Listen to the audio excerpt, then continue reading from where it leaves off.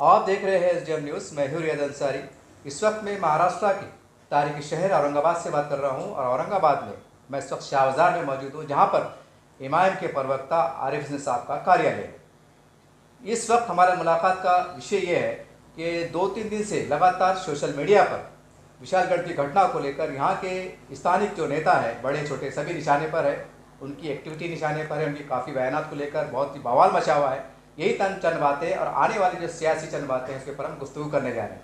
Sir, सबसे पहले हमारे चैनल में आपका खैर मकदम स्वागत है। सर, ये बोलिए कि विशालगढ़ की घटना को लेकर खासतौर इम्तियाज साहब को जो बयान सामने आया, खासकर मौलानाओं को लेकर, उसको लेकर बहुत ले दे हो रही है, काफ़ी तनकीद का निशाना बनाया जा रहा है, क्या कहेंगे इसके ऊपर? नहीं, जो मौलाना हक़ है और जो मौलाना सच है उनके बारे में ये बात नहीं है।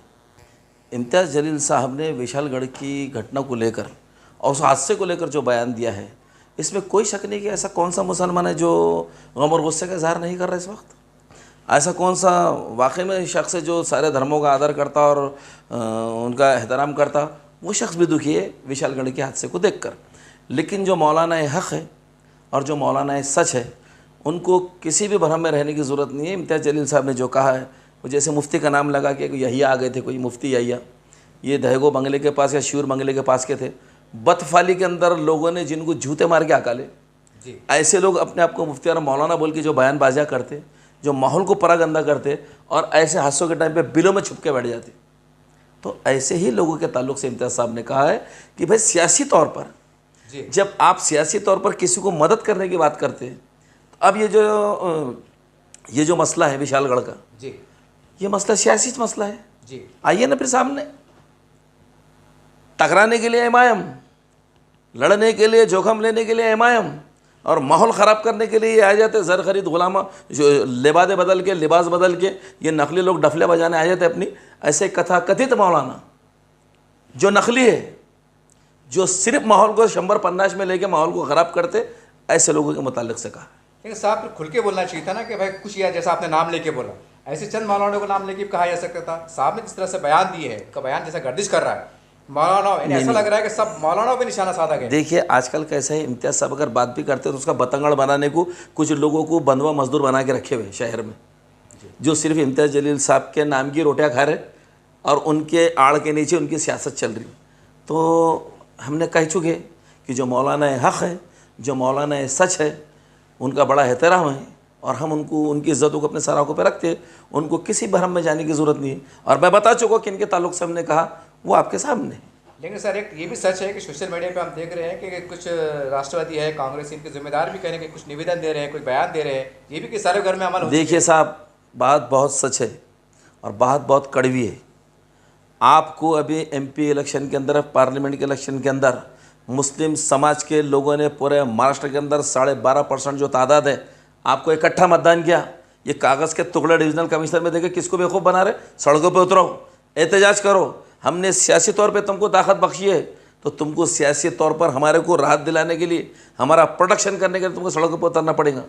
ये बेवकूफ़ी के धंधे, कागज़ के टुकड़े लिया के डिवीजनल कमिश्नर ऑफिस में देने के धंधे बंद करो।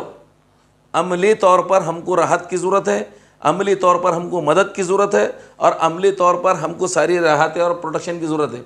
वो काम करना चाहिए। अभी तक तो राष्ट्रवादी कांग्रेस, शिवसेना के लोग और बीजेपी के लोगों ने, शिवसेना के एनसीपी के लोगों ने सड़कों पर आना था विशालगढ़ के हादसे के ऊपर, क्यों तो मुस्लिम समाज ने तुमको भर भर के झोलियों में वोट दिया है तुम्हारी।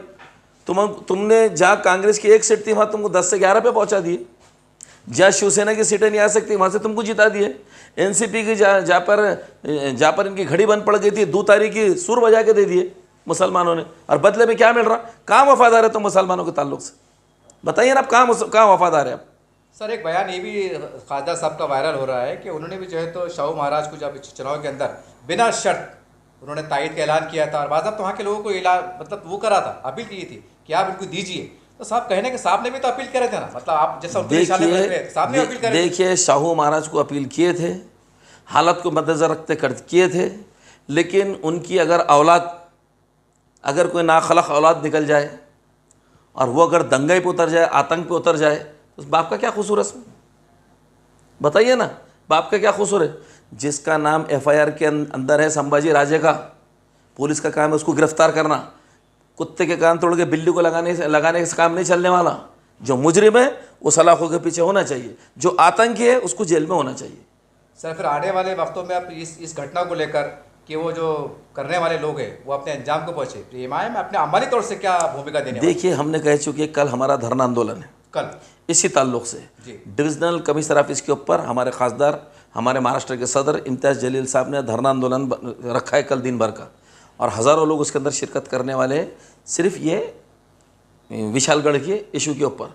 और विशालगढ़ का जो इशू है, मेरे को आप बताइए, वहाँ पर तो अतिक्रमण का काम हो रहा था, जी प्रशासन अतिक्रमण निकालने का काम कर रहा था, लेकिन देखिए जहाँ जहाँ बीजेपी की गवर्नमेंट है जी और जहाँ जहाँ बीजेपी अलायंस की गवर्नमेंट है, ख़ास तौर से माइनॉरिटीज़, मैं तो कहूँगा विशेष करके मुस्लिम समाजों को टारगेट किया जा रहा है। जी अब और ये देखिए, जहाँ पर आप अतिक्रमण कर रहे हैं, ठीक है, गलत कर रहे हैं, सही कर रहे हो, एक इशू अलग है, लेकिन वहाँ से 6 किलोमीटर अंदर ये आतंकी आते, ये दंगाई आते, ये आतंकवादी आते और एक धार्मिक स्थल की विडंबना करते, जी मुक़द्दस हमारी किताब की जो है तो बेरुमती करते। तो ये सारी चीज़ों के इरादे आपको समझ नहीं रहा क्या चल रहा है। और उसके बाद में एकनाथ शिंदे मुख्यमंत्री वो बन करके बैठते, हमारे गृह मंत्री वो बन करके बैठते, तो क्या इसके लिए कुर्सी पर बैठेगा? इसके लिए सत्ता तुम चला रहेगा? जिस प्रदेश के अंदर अगर माइनॉरिटी यानी कि विशेष करके मुसलमान सिक्योर नहीं है, अगर उनका तहफ़्फ़ुज़ नहीं है, अगर तुम उनकी हिफाजत नहीं कर सकते, तो इतनी सी लाज शर्म अगर होंगे तो इमीडिएट कुर्सियाँ छोड़ के उतर जाना। सर सोशल मीडिया पे मैं देख रहा हूँ, आप भी देख रहे होंगे शायद, कि जैसा हमने औरंगाबाद नाम बचाने के लिए कि संभाजी नगर होने जा रहा था, जो भी बातें आपके साथ मालूम है, जैसा खासदार साहब ने अपील कर रहे थे कि औरंगाबाद बचाओ बोल के एक बैनर लगाए थे, उसके अंदर ऑल पार्टीज़ के जिम्मेदार छोटे बड़े सब आ रहे जा रहे थे, मंडप में आप गवाए उसके। तो ऐसा क्यों हो नहीं पा रहा है? जबकि खासदार की ठीक है, हारे इलेक्शन हारे, लेकिन आज भी कहने का माजी एक साबिका में जो उनका मर्तबा होता है वो अपनी जगह अहमियत का है। आपने तो जो वो ऑल पार्टीज़ क्यों नहीं बुला रहे? देखिए, ऑल पार्टी राजनीति क्यों हो रही? सुन लिया ना आप मेरी बात, ऑल पार्टीज बुला लिए थे, जी औरंगाबाद संभाजी नगर इशू पे बुलाए थे, जी कितने लोग आए थे, कितने लोग साथ में आए, धरना आंदोलन हमने 20 दिन चलाए, जी कोई साथ में आने को तैयार नहीं है, साथ में आके अमली तौर पर बैठने को तैयार नहीं है, एहतजाज करने को तैयार नहीं, केसेस आंग पे लेने से डर जाते। तो ये एमआईएम का दमखम है कि इम्तियाज़ जलील साहब ने भी केसेस आंग पे लिए, हम सब लोगों ने केसेस आंग पे लिए। भैया ये मसला केसेस का हिम्मत और दिल जिगर गुर्दा लगता क़यादत करने को, जी अमली तौर पर उतरना पड़ता। आप जो सर्वपक्षीय कर रहे ना, तो दिल जिगर गुर्दा भी होना ना आने को सामने, सिर्फ जाते बुज़दिलों के जैसा लेटर फेंकते और भाग जाते। और लगाओ धरना आंदोलन, जैसा इम्तियाज़ जलील साहब ने आह्वान करे कि हम आएंगे कोल्हापुर को, हम आके वहाँ की हालत का जायज़ा लेंगे, हम आके देखेंगे क्यों ये तशद्दुद इतना हुआ, कौन से आतंकवादी आए, कौन सी संगठन ऐसी पैदा हो गई जिनको इतनी ताकत कौन बख्श रहा। देखिए, धार्मिक स्थल के ऊपर, मजहबी इबादत के ऊपर खड़े रह के खुले आम उसको तोड़ने की पूरी कोशिश की जा रही है, और नीचे पुलिस बुज़दिलों की तरह खड़ी हुई है। तो तुमको क्या शो के वास्ते रिवॉल्वर लगा के दिए होगा? ये आतंकवादियों को गोलियां मार के क्यों नहीं गिराए नीचे? ये आतंकी मस्ती में आए हुए हैं, इनको गोलियां क्यों नहीं मारे? देखिए, किसी भी धार्मिक स्थल के ऊपर अगर किसी ने ऐसी घटना करने की कोशिश करी, आप बोली नहीं, इनके छातियों में गोलियां मारना चाहिए सीधा। क्यों? मेरे को आप बताइए, कहाँ गया कानून? बताइए, पुलिस बुज़दिलों की तरह खड़ी हुई है, पुलिस की मौजूदगी के अंदर आतंक चल रहा, तो बताओ मेरे को प्रदेश किधर जा रहा फिर ये? और हमको सब समझ रहा है राजनीति क्या चल रही। हमारी पहली डिमांड है, जितने आतंकवादी आए, वो जितने अतिरेकी आए, कड़े से कड़े धारों के अंदर, यूएपीए के अंदर उनको गिरफ्तार करके काल कोटरम पहले ढकेलो। और संभाजी राजे जो इसके अंदर अभी तक एफआईआर हुई, क्यों गिरफ्तार नहीं कर रहे? कानून से बड़ा है क्या वो? उनकी इतनी हिम्मत। और वो एक हिंदू सहकल बल के एक संगठन का वो जोकर खड़े के स्टेटमेंट दे रहा, वो नामर्द बुज़दिल, ये ऐसे लोग, ये आतंकवादियाँ, इनकी इतनी हिम्मत कैसी बढ़ रही? बताओ मेरे को। क्या लोकशाही मार्ग से किसी ने एहतजाज नहीं करना? बताइए ना मेरे को। क्या जमहूरी तर्ज मुल्क पर आके बात नहीं करना किसी ने? अगर तुम आतंक मचाएंगे तो उसका जवाब क्या लोकशाही मार्ग से नहीं देना? और ऐसी मानसिकता जो लोग रख रहे, वो प्रदेश के लिए भी खतरा है, देश के लिए भी खतरा है। सर, आपने जब कल जैसा आपने कहा आंदोलन होने वाला है, तो ये भी तो हो सकता था कि भाई एक एमआईएम के बैनर के ना तले होते, कोई उलमा इकराम के काबिल के इसमें। जनाब, हम सियासी पार्टी है और हमको हमारे बैनर के नीचे ही काम करना है। तो लोग कैसे आएंगे आपके साथ? अरे हमारे एमआई के 3.5 लाख लोगों ने हमको वोट दिया है, ऐसी कैसी बात करते हैं आप? कैसे नहीं आए बोल के? 3.5 नहीं, ऑल पार्टी को डालो उधर ही चूल्हे में, सब पार्टियों की जिम्मेदारी है, आना चाहिए उन्होंने। नहीं आए तो हम उनके पैर पड़ के लेंगे क्या?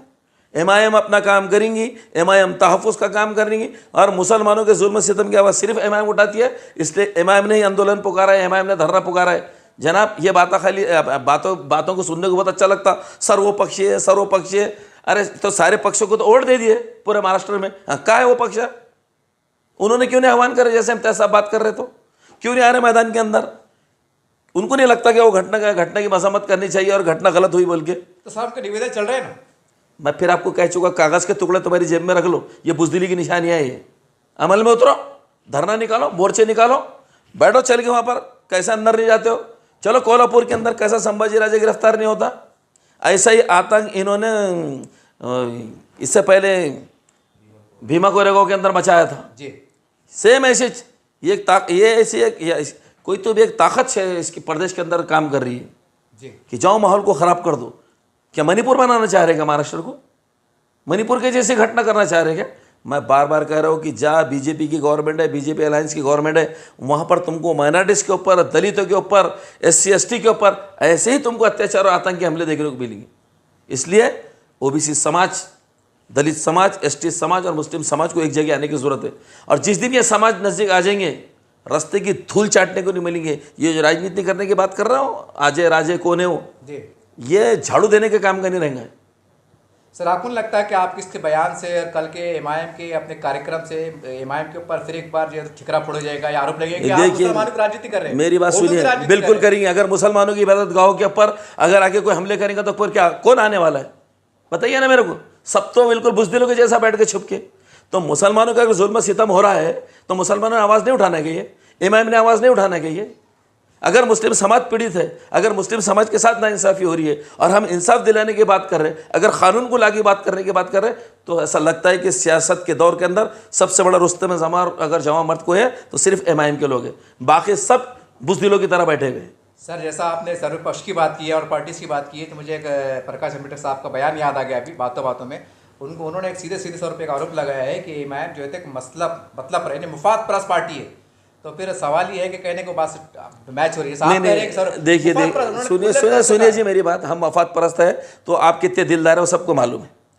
आपको कांग्रेस चलती नहीं, NCP चलती नहीं, MIM चलती नहीं, कोई पार्टी चलती नहीं, इनडायरेक्टली मदद पूरी BJP की हो जाती है। आप खुद जीतते नहीं, तीसरे नंबर पर पहुंच जाते हैं, हमको क्या कोई इल्ज़ाम लगा? हम मफाद परस्त है, क्या परस्त है? हम हमारी पार्टी के बैलास पे चलेंगे। आप क्या उजाला डाल सकते हैं? देखो आपने पिछले टाइम पे भी असेंबली के अंदर सत्यानाश कर दिए, जबकि जब भी जो तो BJP को रोक सकते थे, आपने रोकने मदद नहीं की। पार्लियामेंट के इलेक्शन के अंदर भी रोक सकते थे, 5 से 7 सीटें आपने जिता दिए। अरे डायरेक्ट मदद तो आप कर रहे, MIM कहाँ कर रही? वो तो सीधे आपको लगा रहे हैं कि आप समझौता करने को तैयार नहीं है, या आप जो है तो एक हमारे इम्तियाज़ जलील साहब ने बैठ के उनसे पूरी बातें हो चुकी है, सारी बातें हो चुकी है। देखो मुद्दे जितने भी अलायंस होते हैं, जितने भी युति होती है ना, ये सब जो होता है देन लेन के ऊपर होती है।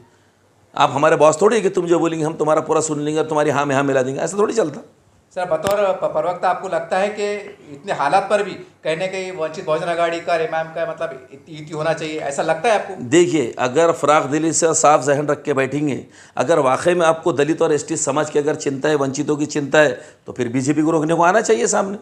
और बिल्कुल हम तो मुस्लिम समाज की बात के लिए हर चीज़ के लिए तैयार है। जहाँ मुसलमानों को, दलितों को इंसाफ मिलना चाहिए, हम तो हर कुर्बानी देने के लिए तैयार है। लेकिन जो दिल जिगर गुर्दा हमारा है वो आपके सीने में दिखता ही नहीं ना, वो दिखना चाहिए ना, दिखना चाहिए। और जिस दिन दिखेगा फिर से हालात साजगार हो जाएंगे। और आप ये मत समझिए कि दलित समाज की एक ही पार्टी यहाँ पर भारिप भी चलती है, यहाँ पर BSP भी चलती है, मनोज भाई अंसारी की भी है, भीम शक्ति भी है, ऐसी कई पार्टी। OBC समाज के अलग अलग है, OBC बहुजन पार्टी भी अलग है जी। प्रकाश अन्ना तुम्हारे शेणके साहब की, तो किसी से भी हो सकता है अलायंस, ज़रूरी थोड़ी है।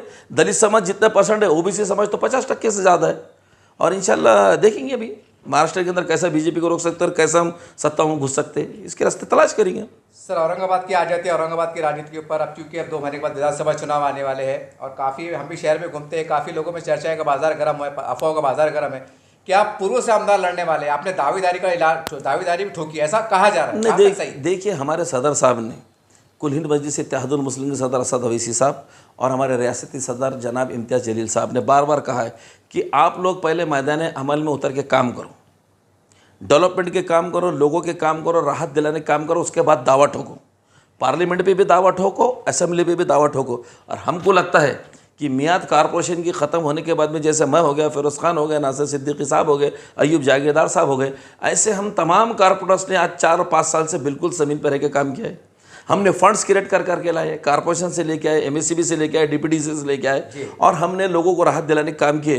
तो हमको ऐसा लगता है कि हमने हमारा दावा ठोकना चाहिए, और हमने टिकट को मांगा है, और पार्टी जिसको तय करेंगे देंगे। अगर मेरे को टिकट देंगी तो ये पूरी ताकत और जरूरत के साथ में मैं लड़ूंगा, और इंशाल्लाह पार्टी को कामयाबी दिलाने की कोशिश करूंगा। सर आप दावा कर रहे हैं, नासिर सिद्दीकी साहब भी कहने खैर उन्होंने एक तरह की हिमायत का इजहार किया है खासदार साहब के, उसमें समीर साहिब बिल्डर साहब ने भी ऐलान किया है। सर साहब इतने दावेदार उभरेंगे तो सवाल ये फिर पूर्व से जनाब डॉक्टर गफर कादरी साहब है, सेंटर से उनका खासदार साहब का नाम लिया जा रहा है, ये जितना अजय साहब लड़ने वाले, तो आपको लगता नहीं फिर कि साहब इसमें एक तनाव नहीं, कोई तनाव की बात नहीं है। ये काम करने के बाद लोगों का कंपटीशन तैयार हुआ है, जिन्होंने ज़मीन पे काम किया है वो लोग टिकट की मांग नहीं कर रहे हैं, और हमारे वरिष्ठ नेता यानी कि हमारे कायदे मोहतरम बैरिस्टर असद अवैसी साहब तय करेंगे, इम्तियाज़ जलील साहब तय करेंगे कि भाई किसको टिकट देना चाहिए, कौन जीत के आ सकता है, और कौन लोगों के बीच में रह के लोगों के अवाम के काम कर सकता है, उसके पर तय हो जाएगा। इसके अंदर किसी को कोई ज़्यादा सोचने की ज़रूरत नहीं। अगर फिरोज़ खान को टिकट मिल जाएगा, अरे उसे नहीं काम करेगा।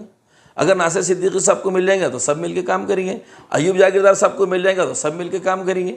हमारा मकसद है हमको यहाँ से 3 आमदार जिताना, उसकी जद्दोजहद हमारी जारी है। जैसा आपने 3 का नाम लिया है, कल को अगर मान लीजिए डॉक्टर गफर कादरी साहब को टिकट मिलता है तो क्या करेंगे?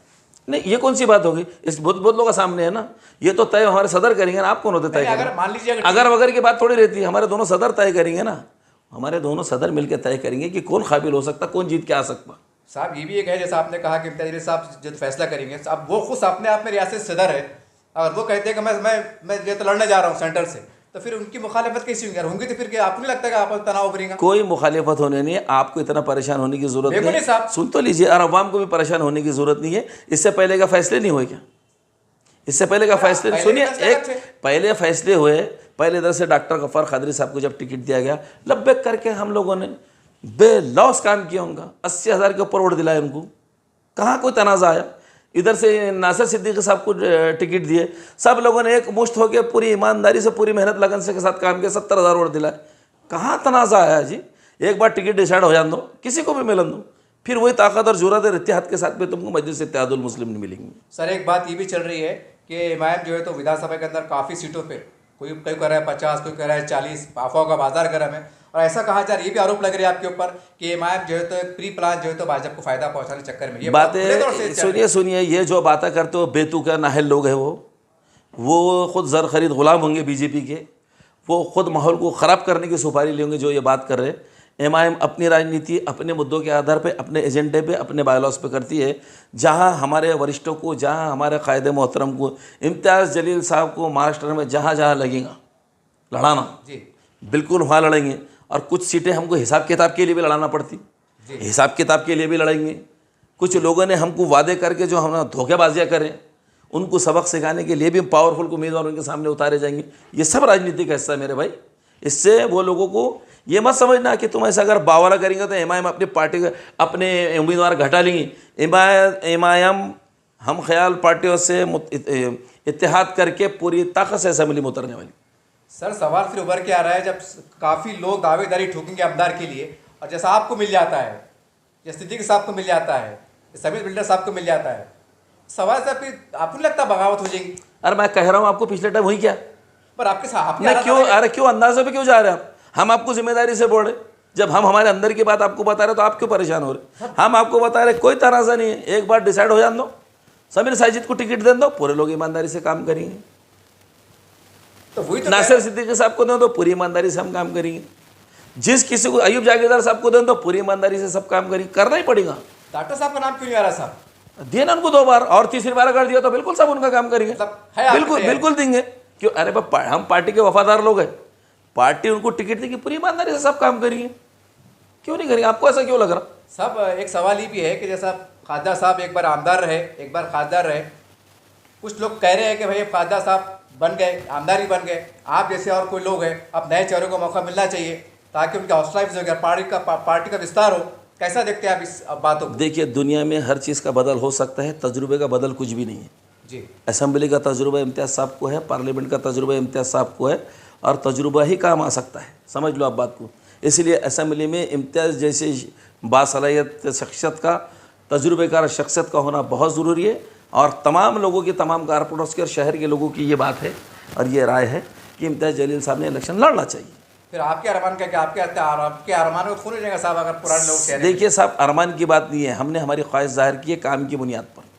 जी। अगर काम की बुनियाद के ऊपर हमने मांगा है टिकट, लेकिन हमको मालूम हमसे ज़्यादा काम इम्तियाज़ जलील साहब का है, हमसे ज़्यादा शोहरत इम्तियाज़ जलील साहब की है, हमसे ज़्यादा तजुर्बा इम्तियाज़ जलील साहब का है, तो फिर हमारी ख्वाहिशें में कोई दम रहता है क्या? कोई दम नहीं रहता। फिर इसी तरह डॉक्टर गफ्फार कादरी साहब अरे किसने इनकार किया? आप असद साहब है क्या? वो तय करेंगे ना टिकट देने का, असद साहब तय करेंगे, सब काम को लग जाएंगे। नहीं, आप जरा बहुत बचते बचते जवाब दे रहे कई को बचते बचते जा रहे। आरिफ हुसैनी की आदत है खुलेआम बात करता है। आरिफ हुसैनी क्लियर कट बोल रहा मैं। अगर अयूब जागीरदार सबको करे तो उनको, हमको, सबको उनका काम करना पड़ेगा। नहीं, जैसा दिल की ख्वाहिश से जागीरदार साहब बार बार ले रहे थे, ऐसा बोलिए ना कि डॉक्टर। इसलिए मैं बोल रहा हूँ कि जागीरदार साहब भी मेरा नाम लेते। अच्छा अच्छा अच्छा। कि आरिफ हुसैनी साहब को टिकट मिला तो मैं काम करूँगा। कभी बड़ा दिल उन्होंने भी दिखाने के, दो बने लोगों को मौका डॉक्टर साहब ने देना चाहिए। क्यों नहीं देना चाहिए? हम क्या हमारे नेता से उम्मीद नहीं रख सकते? रखना चाहिए। साहब एक अंदाजा मोटा मोटा बता सकते हैं, क्योंकि आप प्रवक्ता भी है, अक्सर मीटिंग में रहते हैं। असद साहब का दौरा भी हुआ था, उनके दौरे को लेकर काफ़ी बात हुई थी। उसमें एक बात में और जहन में बात याद आ गई कि मीर जाफ़र का जिक्र आया था, मीर जाफ़र दलालों पे। और मैं बहुत खुल के कह रहा हूँ साहब, शहर के अंदर काफ़ी लोग कह रहे हैं कि इमाम के जो जिम्मेदार है उसमें आप भी शामिल है, ये मीर जाफ़र दलाल के लफ्ज़ों से एहतियात बरतना चाहिए, इससे लोगों को ठेस पहुँच रही है। ठेस उन्हीं को पहुँच रही जो मीर जाफ़र और मीर सादिक है, जो बेचारे तो ईमानदार नाम है। लेके बोलिए ना, फिर आप उनको आप घुमा फिरा क्यों पड़े? तो किसने ये बोल दिया कि हम, तो किसने ये बोल दिया कि हम किसी के बाप से डरते? बोल के जब वक्त आया तो बराबर बोले, उनको उनकी जगह भी बताए। और अब एक बात सुन लीजिए आप, बदतमीज़ियों का जवाब भी हम पूरी तरीके से देने वाले हैं। बाप की जागीर नहीं, किसी की कोई आएंगे और किसी की बदतमीज़ी करके चल जाएंगे, छोड़ने वाले नहीं हम किसी को। आएंगे तो कौम का नुकसान करने को, तो इमाम बख्शने वाली नहीं है, चेहरों पे से नकाब उधड़ के फेंक डालेंगे। देखिए, इस तरह से इमाम के प्रवक्ता आरिफ हुसैन साहब से हमारी विशेष मुलाकात हुई। काफ़ी लोगों ने इसरार किया था कि भाई काफ़ी चैनल पे बहुत दिन हो गए हैं, साहब की आवाज़ गूंजी नहीं है, तो मैं चले आया। और जो हाल में जो वाक़यात घटना हुई उसके ऊपर मैं ख़ासतौर से खुल के बात किया। और औरंगाबाद की आमदार सीट के ऊपर ले, खासकर पूर्व और मध्य को लेकर मैंने बहुत खुलकर कहा, बस छुपाने को कुछ बस नहीं बचा है, सारी बातें आपके सामने हैं। और मैं समझता हूँ कि उन्होंने काफ़ी बातें खुलकर कही हैं। और जो लोग कमेंट कर रहे हैं, कमेंट में सवाल कर रहे हैं, सवाल खड़े कर रहे हैं, उम्मीद करते हैं सोशल मीडिया पर चलाने वाले लोग इनकी बात सुनकर आपको जवाब मिल गया होगा। और आने वाले हफ्तों में आप देखना ये है कि जैसे जब वक्त करीब आएगा, औरंगाबाद के सियासी हालात क्या करवट लेते हैं, ये देखने वाली बात रहेंगी। खासदार साहब फिर एक बार सेंटर से उम्मीदवार होंगे, डॉक्टर गफ्फार कादरी साहब उम्मीदवार होंगे, या कुछ समीकरण बदलेगा, ये आने वाला वक्त ही बताएगा। देखते रहिए आप चैनल को। जय हिंद, जय महाराष्ट्र।